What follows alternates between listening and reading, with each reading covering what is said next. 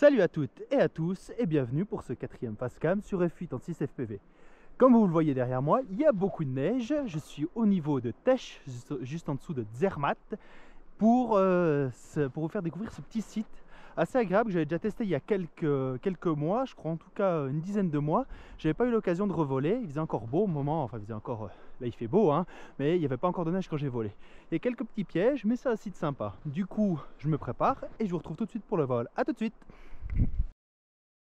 Suite à un petit problème technique, je vous deviez normalement voir mes commandes, mais comme j'ai un problème avec une de mes GoPro, ben, vous les verrez pas ce coup-ci pour le prochain vol. Ça n'empêchera pas de faire le vol. Je suis parti. Voilà, j'active la caméra de vol. Le DVR, vraiment tout est bon. Et on est parti. Alors le soleil s'est couché entre deux, hein, mais c'est pas un problème. On va aller le rejoindre. Alors, vous voyez ici qu'on a une ligne de chemin de fer hein, qui passe. Alors sur ce site qui est magnifique, un Tesch pour ça c'est juste superbe. Je vais pas pouvoir faire très long le vol malheureusement à cause du soleil qui décline, hein. C'est pas facile à voir dans l'ombre. Ceux qui volent le savent, pardon. Ouh, ça va être mauvais sur ma vidéo ça. Peut-être le biper. Voilà. Alors le site de vol est relativement beau. On a un petit lac juste ici en été. Il faut juste se méfier d'une chose, c'est que je sais qu'il y a une ligne qui est tiré pour faire du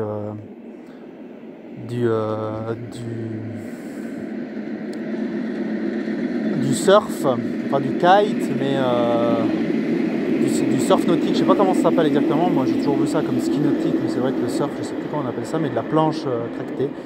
Et du coup, faut faire attention. Sinon, bah, on a le vallon pas loin.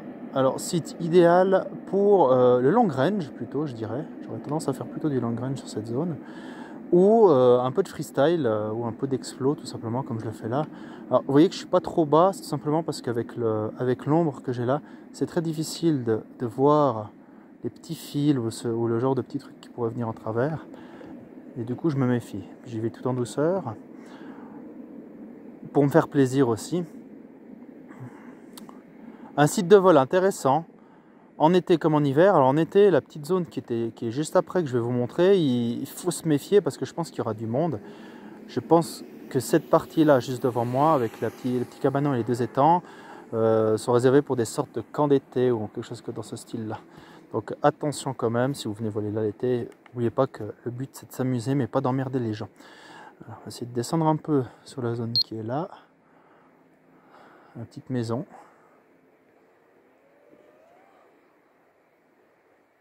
Tout en légèreté, voilà, petit accro. C'est mon 7 pouces qui vole. Normalement ça aurait dû être un de mes 5, mais enfin mon 5 pouces, mais malheureusement comme je vous ai dit, la GoPro étant en panne, j'ai dû me résoudre à aller avec celui-là. Je ne vais pas aller trop bas, comme je vous ai expliqué, il y a un câble quelque part, je ne le vois pas. Je ne sais pas s'il l'enlève pour l'hiver. Et si je laisse mon drone sur l'étang, c'est fini, je ne pourrai pas aller le récupérer. Même s'il est gelé, on ne marche pas sur des zones gelées, ça va être sûr que ça ne craque pas sous les pieds. Sinon, c'est la mort assurée.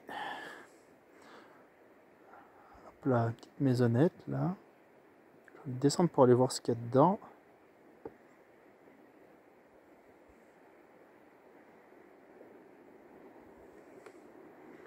Apparemment ça a été détruit.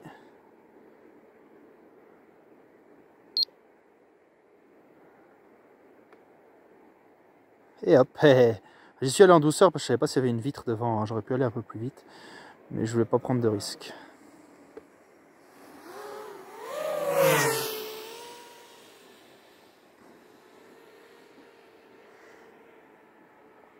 Je sais pas combien de temps de vol j'ai là, je verrai ça après. Quoi d'autre sur ce site de vol? Bon, on peut aller voir un peu les bords de montagne là. Vous voyez que j'ai consommé environ 430 mAh. C'est en bas à droite, je mettrai une flèche sur mon montage. En bas à droite de mon écran de mon HUD. Je me tourne en même temps que je pilote, c'est pas forcément simple. Mes commandes sont toutes légères, hein. Vraiment là, je maçonne rien, j'y vais en douceur. Je profite un peu de cette magnifique vue. Comme je vous le dis, du long range. Éventuellement un peu de... je sais plus comment on appelle ça, de dive, voilà.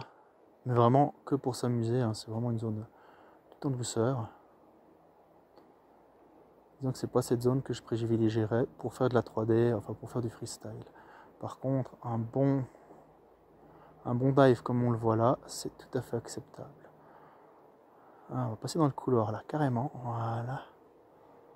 Je suis un peu derrière moi. Ah. On voit des poteaux. Faites attention les poteaux, toujours, ça va autant ici qu'ailleurs. Hein. C'est de passer à leur verticale. Ça, c'est une directive qu'on avait en parapente. Si on voit des poteaux électriques, on ne voit pas forcément tous les fils, mais si vous passez à la verticale du poteau, vous êtes sûr de ne pas vous payer les fils qui y passent. C'est relativement logique. Après, c'est vrai qu'on n'y pense pas forcément.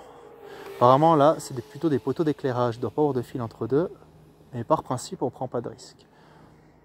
Alors, il me reste encore 400 mAh. Je vais faire un petit tour. Je l'avais fait aussi par là-bas la fois où j'étais venu. Alors, j'avais que des DVR, je n'avais pas d'enregistrement encore à ce moment-là. J'avais pas mis ma GoPro sur mon drone, tout simplement. Voilà, vous voyez, elle est en douceur. Attention quand vous êtes en long range, comme là. Bon, déjà, on se renseigne hein, sur les zones, on ne va pas voler n'importe où. Et surtout, pensez que quand vous revenez, suivant comment est orientée votre antenne, vous pouvez avoir des coupures. Donc, faire attention à ça. Là, j'ai de la chance, dans cette zone, on n'a presque rien comme émission radiofréquence. Donc, c'est relativement propre pour revenir. Voilà. Je vais essayer de descendre ici. Voilà. Descendre dans le vallon.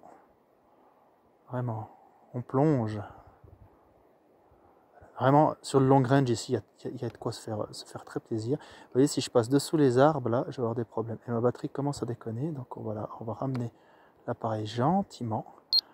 Il commence à me dire stop. Je pense que c'est le froid. Je n'ai pas consommé grand-chose, mais c'est le froid. Je ne vais pas passer par-dessus les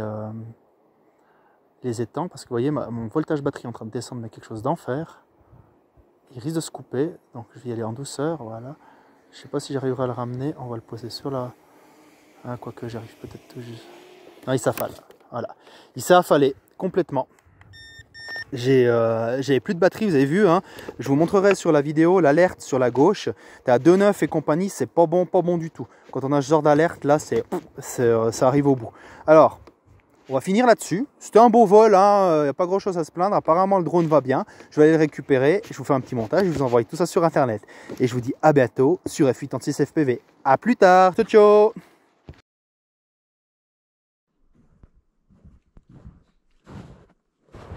Salut mon gros. Hop là. Allez.